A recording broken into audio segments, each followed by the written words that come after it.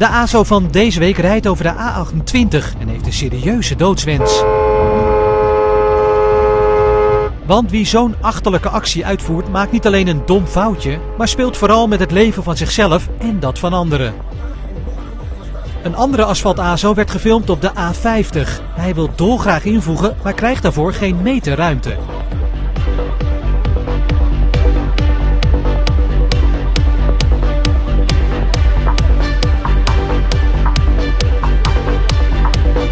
En als het geduld van deze zwarte Ford-rijder dan op is, lost hij het vervolgens zo op.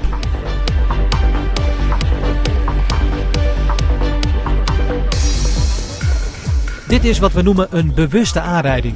Haarscherp vastgelegd met een dashcam van een medeweggebruiker. Ook iets gefilmd waarvan u denkt dat is iets voor de Telegraaf? Mail het ons op onderstaand e-mailadres.